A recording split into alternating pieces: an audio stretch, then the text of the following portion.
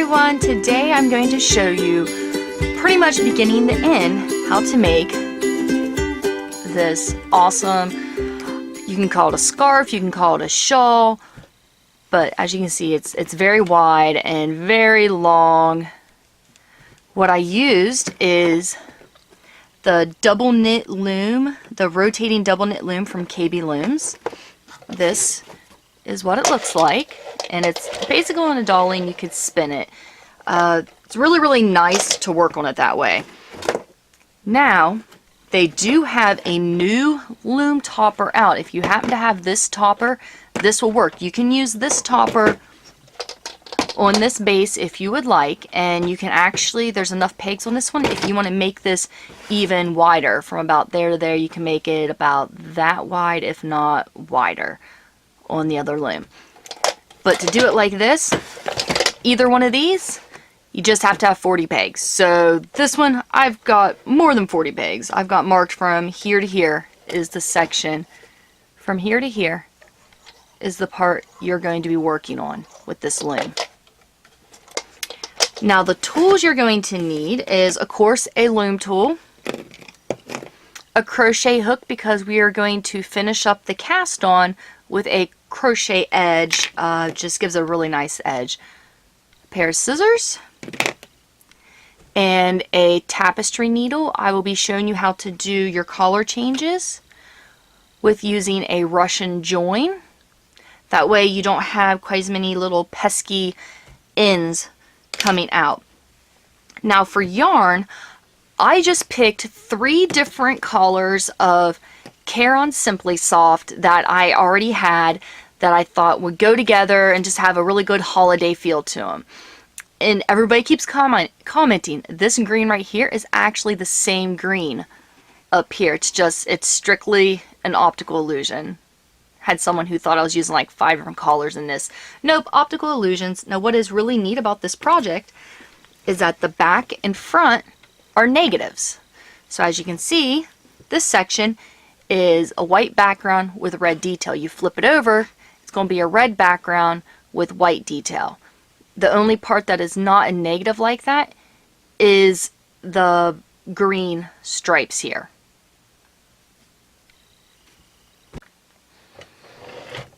Before we get started, first thing we got to do is you're going to want to mark your loom. We are using 40 pegs on this loom, technically 80, but when I'm talking about counting, I'm only counting this outside circle because we will be using the opposite pegs on the inside. So we are doing 40 pegs from here to here is the side we'll be using.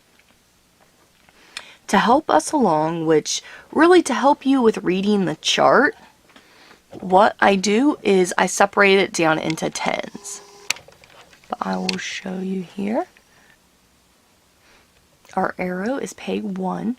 So 1, 2, 3, 4, 5, 6, 7, 8, 9, 10, 11, 12, 13, 14, 15, 16, 17, 18, 19, 20.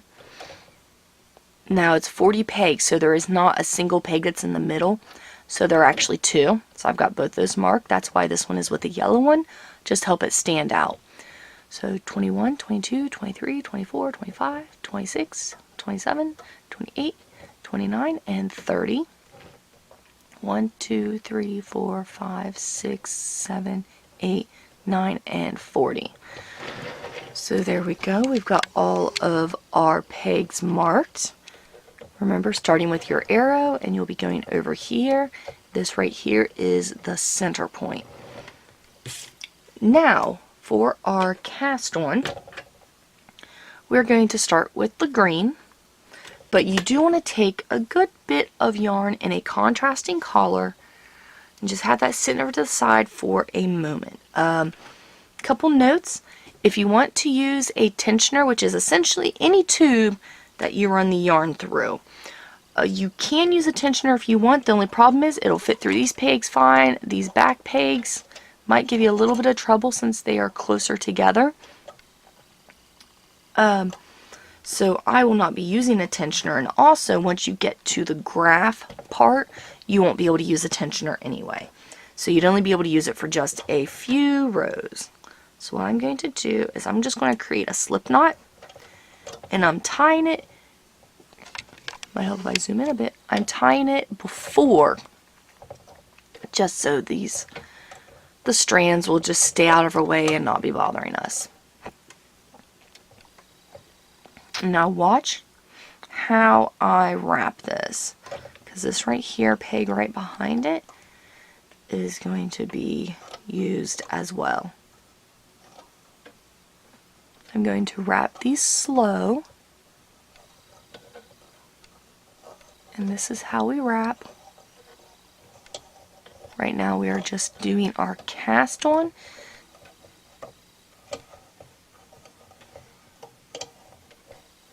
Okay. You can see we got, zoom out a little bit more. We've got the 40 pegs marked. What I want to do is just kind of push this down a little bit. They don't have to go all the way to the bottom because we are just working with a number 4 worsted weight yarn, so it's not really taking up a lot of space. Here though is where this yarn comes in handy. You know, fish it down right in front of your first peg here, and you want to run it along this track. As you can see, you want to get a collar that is contrast, a very, very large contrast, because you won't be really dealing with this until the project is a lot longer or off the loom, however you want to do that.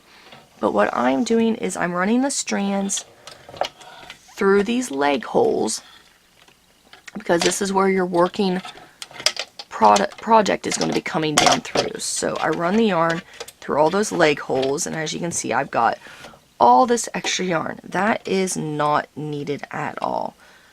So you can actually tie this kind of tight if you want. I got them through the legs, and I'm tying a bit of a knot. And I don't want this to come undone while I'm using this, working on this project. So I'm actually double knotting that. And just to keep these extra strands out of my way, I'm going to cut those off. If you're concerned, why not? Triple, quadruple knot it, whatever you need to do. You just don't want this to come undone, because this will we're going to crochet this cast on later. Don't get too stressed out about that. It's actually very, very simple to do, as long as you have a crochet hook. But yes, we will be finishing this off later so that the cast off and the cast on will have a very similar appearance. Okay, so now this is the first part of our cast on. The next row we will be counting as our row 1. Let me zoom in so you can see exactly what I'm doing here. Our last strand came from this peg up here, so you skip the first peg unless you're changing color. That's really the only time I found any issue, is when I change color. I like to use both of these pegs, but for this part I'm going to be slipping the first stitch, which basically means the yarn that the peg is coming from, we do not work that peg at the beginning of each row. It helps to create a smoother edging. There we go. But what you'll be doing is you're going backwards, and you'll be following that exact path, guys. Hope you can see. As you can see, I'm following the exact lines. Just ignore that black strand under there. Go all the way back to your biddy. We are at our last ones. I went ahead and worked ahead a bit just to save a little bit of time. So we're at our last peg. This one's going to look kind of weird just because we've got it anchored over here, but we'll keep this anchored in for our first few rows. But all you do, since this is the last peg wrapped, you want to make sure your yarn is held tightly, because I actually kind of tied that a little too tight. Knit it off, and that kind of holds your yarn in one place. Now, one thing that is nice with working like this is, instead of spinning it and seeing what's happening, my yarn's getting all tangled up, when you are working on rows, take your yarn, throw it down the middle. The yarn is not in the way at all, because now all you do is you go around and you knit off. You can do the inside first, you can do the outside pegs first. It doesn't matter, just as long as all 40, actually there's 80 pegs in use, 40 on the front, 40 on the back. As long as all 80 pegs are left with only one stitch on each. And what I'm doing is very simple. I'm just taking this bottom loop, pulling it over the top. Very, very simple. And this is the finish of your cast on and what we will refer to as your row 1. So go ahead and knit all of those off, even on your inside. I'll show doing a few of the inside ones. As you see, your first few rows is going to be loose. So you might have to kind of zoom this in a bit. See how these ones are real loose when I'm pulling them up? There really isn't a lot of tension on the project yet, since this is the beginning. So when you pull those over, you might want to go ahead and push those down just a bit so that they don't come back over when you're working the rest of your project. Cast on row 1 is done. Let me do a close-up so you can see how this looks. If you can see, these are kind of floating towards the back side right now. Do not worry about that. It will even out as we work. Now, I did come across a problem I was going to just fix and then restart my next section, but I do want to show you a couple things. You can use whatever yarn you want. It just needs to be about a worsted weight. It could be a thin worsted or a heavier worsted. You will be fine. That is a number 4 yarn. It's a lot of your normal weighted yarn. I will have the wraps per inch and all that in the PDF, so don't worry if you're confused at all. But I do want to show you something, especially if you're using something with mixed fibers or anything with wool or actual animal fibers in it. Sometimes you will get like these little fuzz things stuck to it. This is acrylic, but at least this happens so I can show you. You just cut those off as close as you can to the string and just get rid of those. But there's another issue that I came across that sometimes you will come across when you purchase yarn. And it's this. The knot of death. I don't want this in my project. I don't want it to look like that. So what I'm doing, and since this isn't a variegated yarn, so it won't mess up my design too much. But I'm just cutting it directly out. There's the knot. Throwing it away. There are multiple ways I can do this, but I have become a huge fan. I'll show you a couple ways. Sorry. And you choose just, maybe by your skill level, your impatience level, whatever you want to do. 2 different ways that you can join these yarns. Join this yarn, sorry. Because we will be using color changing with this later, and I will actually repeat the technique to show you the color changing, but you will be able to skip the video if need be. But what you want to do is you want to cross your strands like this. This is going to be the knot that holds it together. If you're in a hurry and what we'll be doing is a Russian join, if that intimidates you, make sure you have a good bit of string on both sides, and as you work your project, you just work it and this knot will be almost invisible. Now you will have some issues. See, your ends will want to stick out, but if you have it running long enough, you can kind of snip those ends back. But as wear and tear happens to your project, and this project is not an overnight project, it's going to take you a while and a lot of concentration. So you're not going to want all these ends poking out. So what I am doing is a change that will require a tapestry needle.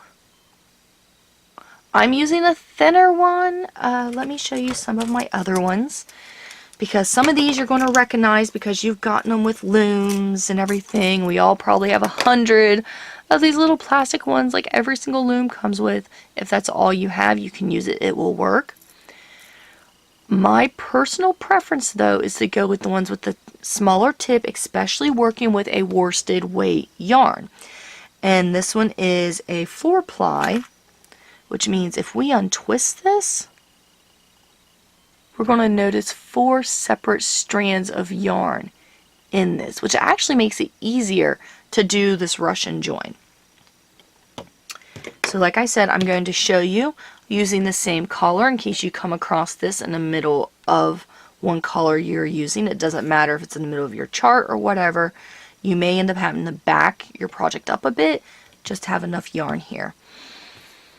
Let me move this out of the way, do some zoom in. We've got our yarn twisted like this. Now we're not going to be running all of this down through for our Russian join. We only need just a bit. And what you do is you need to thread this with your yarn. Now there are lots of ways to do this.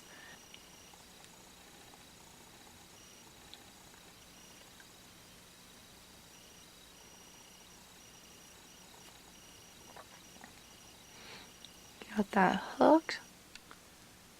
Kind of want to put some tension on it. Pull the needle through. See that folded? Kind of push it through until the strands are through. Now you may want to practice this a little bit because this is kind of a different way, and always make sure my tail is at least as long as my needle, if not a little longer. Doing the same collar here may seem a little confusing. Just make sure that this one is over here, and I will show you what to do with this side. You will be working on the other side of this loop. And what we are doing is we will be untwisting this yarn a bit, kind of running our needle through the center, essentially. You're going to feel like you're just completely unrolling it, but you will notice that it rolls back up once it's on the needle. You just got to try to make sure that you're trying to weave it through as many of these as possible. If it's not perfect, that'll be fine. This one I'm missing a few just so you can kind of see. You want to go down.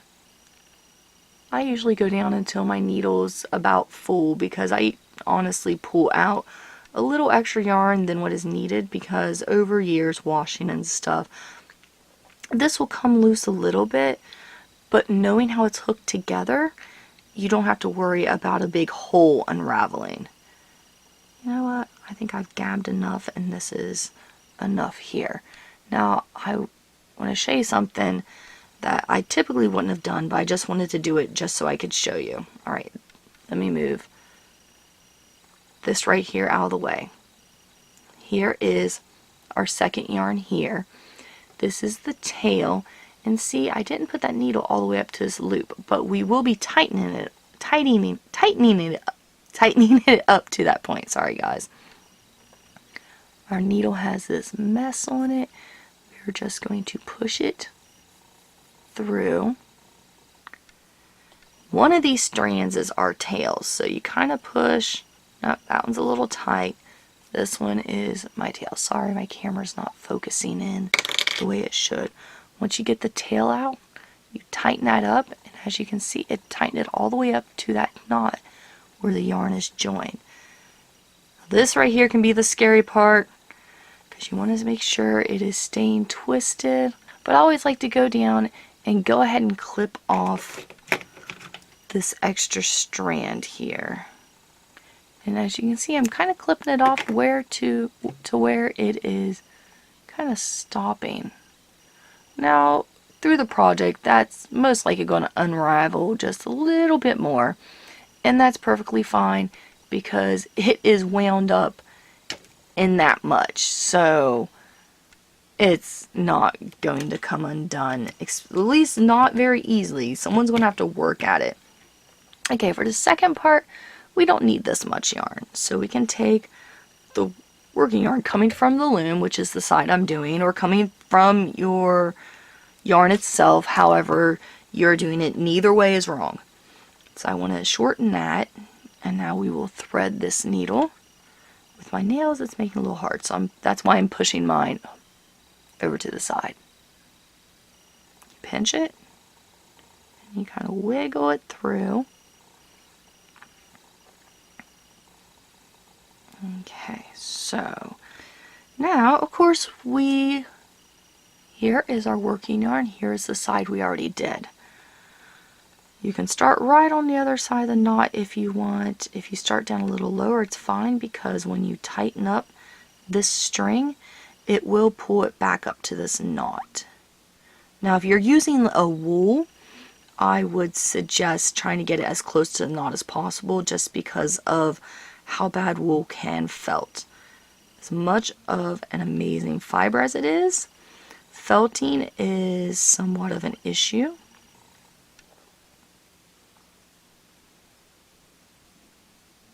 See, I'm just untwisting a little bit, putting my needle through, and then pushing it up some,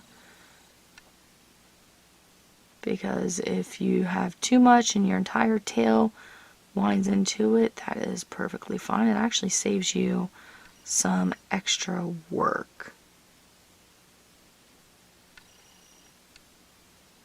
So we'll say a little bit more, and we'll just say that's good enough. See, it's kind of filling the whole needle. So I'm pulling it off the end, which pulling it off this end may be a little more difficult. Here's my tail. I'm going to pull my tail. It's not going to pull real far. And then, see, like that looks really jacked up right now. But as you smooth it out and kind of, I always try to retwist it just to make sure those twists are locked in. And I do the same with this side. And my join is just this little tiny spot here in the middle. Come on, camera, focus. Little tiny spot right here in the middle is our join. Compare that to the normal yarn. It is, in this project, it's completely undistinguishable. You will not see this in this project. Like I said, you may have some little ends, which even honestly, it's kind of hard to even see where the ends are. Like this one is poking out just a little bit. And this one, we didn't have to snip or anything. It wound, it pulled right up in with this twist, which doing it the way it honestly, we don't have any ends sticking out at all. This one we have a little bit. It can just be a little difficult to measure it correctly. And I'm going to sit this over here because that one is my favorite tapestry needle and I would be sad if I lost it. Alright guys, let's proceed. So we did our row 1. We have 2 more rows to do in the green, and then I will show you how to switch the yarn to, let me see, what is our next color? Red. As you can see, I didn't work all the way to the end. Now what I'm going to do is I'm going to take a pin. I didn't knit off all the way to the end. Now, this main project, one half is going to be one color. The other half, the front and the back, are going to be negatives, which I'll show you what that means in a bit. So you want this new color to start right in the middle here. So you can undo your stitches and like temporarily mark it with something. I already went ahead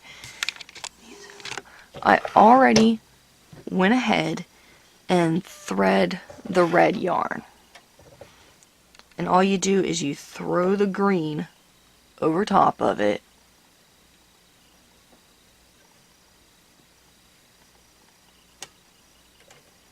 Okay, throw the green over top. And then you kind of untwist it. And we are doing this the exact same.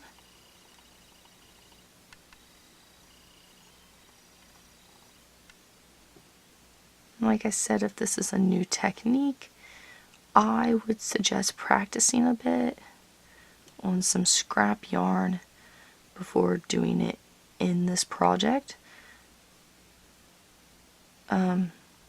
Just because if you end up kind of shredding some of the yarn, or whatever, it's still going to look good in the project. It's not going to...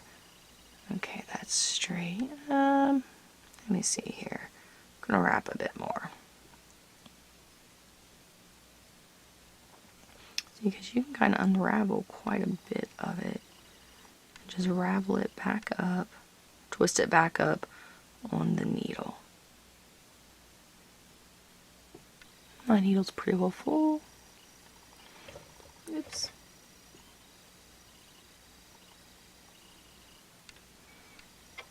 So pull it back. Wow, I can't hold on to anything today. Just make sure there's enough this tail that you don't end up accidentally pulling it out. Pulled it through. Oh, I got it first try. Now you tighten that up so that it tightens it up to the nail, to the collar change part. And then you just kind of bring these down. Sometimes you'll notice that it will lock right above the knot. That is fine because that will just pull right down, especially once you are tightening it up. There we go. And then as I am bringing it down, I am trying to even out any of the twists that got twisted weird. And see, I just have a little bitty piece standing up here. Go ahead and snip that. And now we're doing the other side, which if you tighten it out, you can see right there. But where is my centerpiece? This blue dot is my centerpiece. So I have to move this to where that blue dot right in the middle. That's where you want your center. So you want to start weaving right after that knot. So let's get this threaded.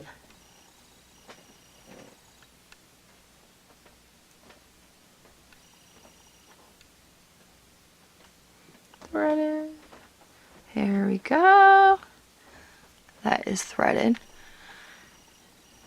So now we start right on the other side of this knot so we have it in the correct placement.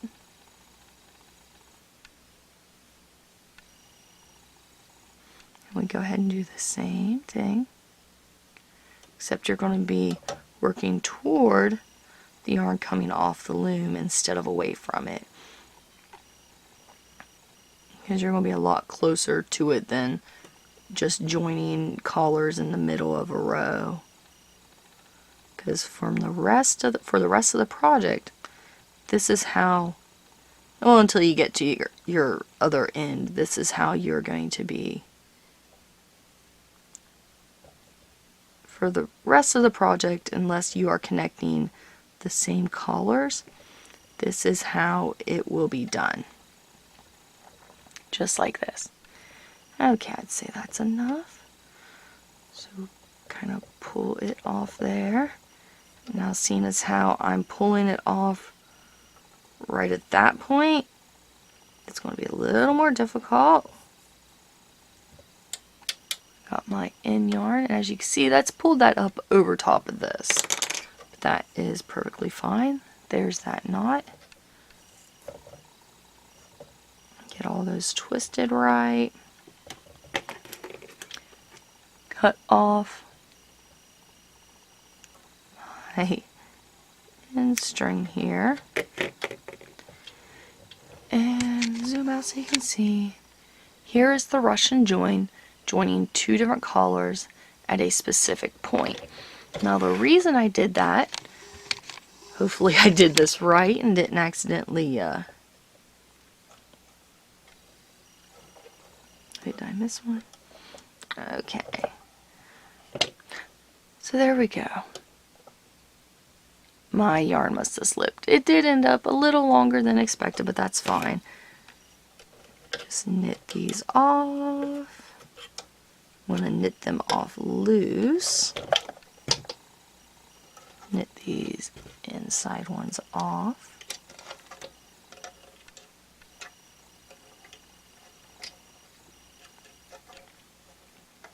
You want your join in here somewhere. The closer you get it to the middle, the better. think we've done enough rows. We can go ahead and take this knot off right here. It'll just be down here. If you're worried about it getting in the way, it will. Oops. If you're worried about the cast on string getting in the way, it's just tied in with these. However you want. That way all these loose strands are together. Zoom out so you can see. All these loose strands here hooked together, because this green one you will be using at the end as just the pull string to pull the tail through.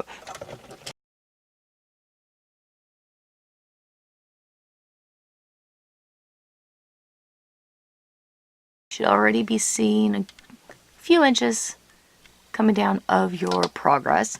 Now what I did was I went to the end of the row and then I just cut a few inches. If I had wanted to, I could have made basically a Russian join and took the string out and put the loop on this and then tightened it up.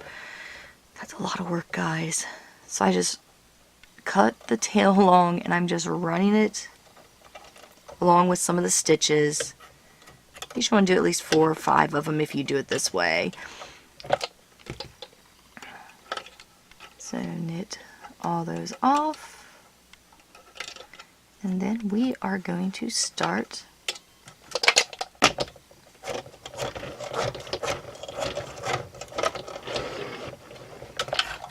okay, so the brim is done. Kind of show you how this works. So this is where I was talking about you want your color change kind of in the middle. And what you do is you will twist. This is the front, so our background color is going to be red. So this whole first row we're going to do red. That'll kind of help you remember what your background color is. It does take some practice and definitely take your time with this. Okay, so if we do this, the background color is not going to stay red. So we twist it again so that the background, that's red. Now when we get to the next one, you want to twist it in the opposite direction. The only reason for that, oops, is so that you don't end up with big knots. And I'm getting to the end of my Russian join here, and that is fine. You do want to try to keep the color changes as close to the middle as you can. If you notice one is going off too much, you can just do that. Let me work a couple more of these, and then I will finish out the row, and then we will have a look at that chart. And I'll work the first row with you,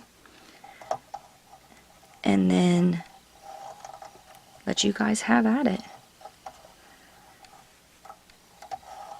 Now what is nice is I have this clamped right now, but if I was holding it, I'd be holding it just between my legs, and I can just twist it just a little bit to go from one spot to the next, which is really nice. Alright, finish out this row. When you're at the other end, I just hold the stitches and go ahead and take those last 2 off, knit everything else off, and we'll do the next row. At this point is when you will really need your PDF to really follow through with the rest of this project, simply because of the chart. Of course there is other help, there's direct links and such in the video, but this chart, you want it printed. But what we have here is, this is a U shape. Just think of it flat. And how I said the background color is red, and that's what we're looking at. Just think of it like this. It's flat. This is the side that's red. This is the side that's white. Ignore the white. Let's just work on this red, because everything's going to be opposite. So for this first row, it's flat. Our working yarn is over here. So for this first chart, we will start on this side.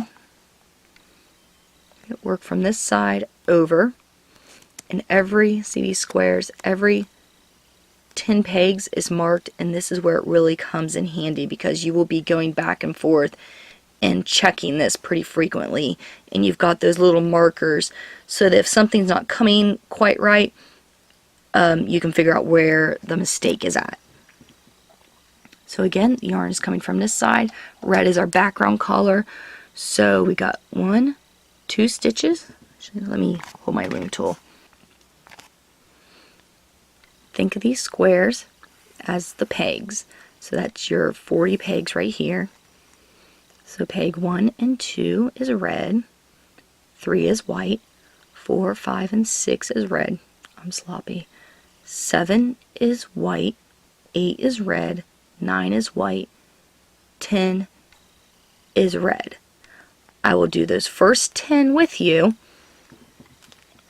so you can see how I go about changing the colors. So here we go. Peg 1 and 2 are your background color, so they are red. So see, I'm going to have to twist that 2 times so that the red is right there. Trying to make sure I keep that in the middle as much as possible.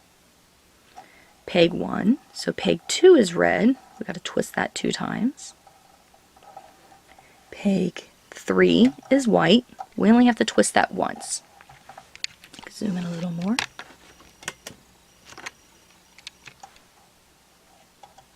Peg 4 is red. Peg 5 is red. Peg 6 is red. 7 is white. 8 is red. 9 is white. And peg 10 is red. Oh, peg 10 is red. Sorry, didn't realize I got out of view. I'm going to finish this row. Now before you keep going, you want to double check, make sure your row is right. Count your background and your foreground pegs again, or squares on your chart again, just to make sure everything is right. And then you knit off, push it down. Your next row, you're starting from this side. So you move your line down. You're now in row 2. You will start from this side and you work from this way all the way to the last peg. So from this side to this side. Again, a suggestion, every single row, I go ahead and lock in my last pegs, then double check it before knitting off. And you will slowly work your way down. Once you finish up the chart, you get that last row done, that is when your color change happens. So for this first one, we are doing a red background and a white foreground. The next one, you will be changing out your red for a green. You have a white foreground and a green background. Okay, as I'm about, I don't know, halfway through my first little graph. As you can see, the background is the opposite of the front here.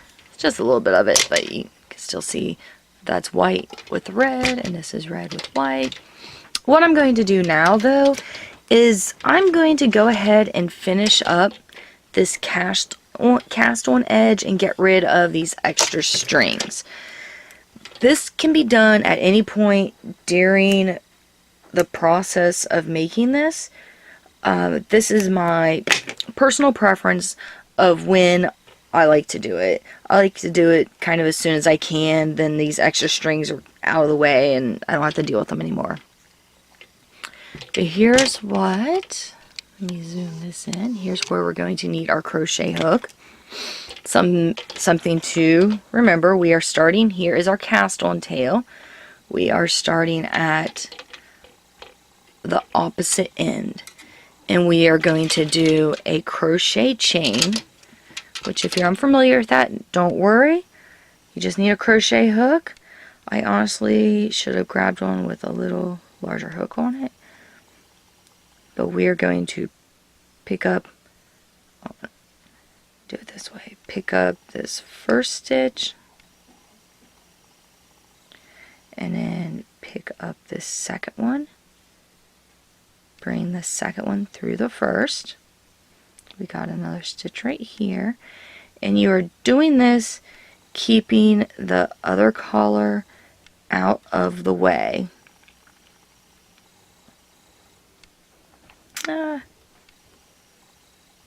Sorry guys. Okay. Got the third stitch. Wait. Now we are on to our fourth. And we're doing the same thing each time. We are picking up, didn't get all the, there you go, you want to make sure you get all the strands. Picking up the next stitch and then pulling it underneath that previous stitch. And we are doing this all the way across here.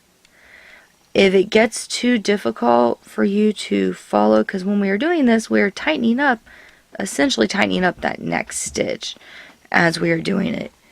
But if you are having trouble following the string, I'll show you what it will look like without it. And one good thing, when you're done with this, you just pull this string and it comes all the way out. And this is what your edge is left looking like if you had that string in the first place. So here's the next stitch. Bring it through. As you can see, watch, the next stitch is going to tighten up. See, when I get closer to it, it tightens up on me. It's not too hard to see. Do that all the way to the end. Here's what the chain looks like. I'll show you what to do. Last one. Pull it through, and then you take that tail, take the tail, pull it through, and there you go. That is not going anywhere. You can take your, I suggest taking a crochet hook or a tapestry needle and kind of weave this in through the green a bit and cutting it off. But see how much better does that look? I don't have the string hanging there. I have this nice finished edge. To me, it just makes me, I guess, more determined to work faster on the project because I'm already seeing some of the things that are going to be how it's going to look when it's done. Alright, may just be me. Alright, now it is time to finish your projects up. See, look, I have a little strand sticking out. I put it in there the correct way, so I can just cut it. Anyway, go ahead and finish the project up. Basically, repeat your charts as many times as the PDF says, or less, or more, whatever you choose. Then you redo your stripes, 3, 2, 1, 2, 3. You don't have to do them in this order. Do them in any order you want. I'm going to do them in a different order just to show you how it would look. Get everything up to that other end, and I'll show you guys the cast off. Alright, let's get started on the cast off. Now what I'm doing is a basic bind off or cast off. The main difference is that it's a rake style. So first of all, we need to move stitches. You're going to take all these stitches from these back pegs, move them to the corresponding peg on the front. So I will do a few of these, show you what they look like. Now they're going to feel a little loose. You might want to push them down some. Let me zoom in a little. Okay, so we take this loop here, put it there. You can see how it's loose. You can actually pull down on it underneath to tighten that up if you need to, if you're worried about dropping the stitches. This is not a very easy project to pick up drop stitches with, so I'm going to warn you. See what I'm doing? All these pegs will have 2 stitches. Go all the way around. Your loom should look like this. Every single peg has 2 loops. So we're going to the side where our working yarn is coming from, and we are going to E-wrap pegs 1 and 2. They will have 3 stitches on them. We're going to take the top 2 stitches off. Sorry, take the bottom 2 stitches over the top stitch.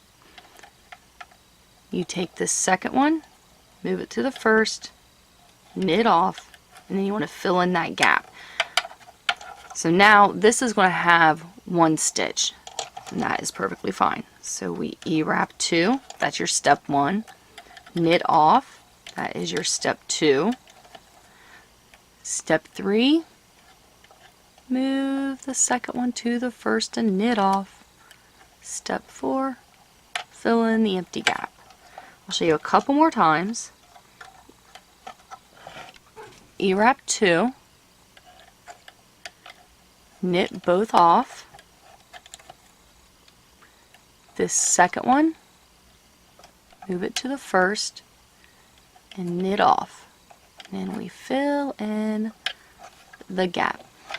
Do this until you get to your very last peg, and then you want to cut about 4 or 5 inches worth of string and pull it through that last loop. But I'll show you.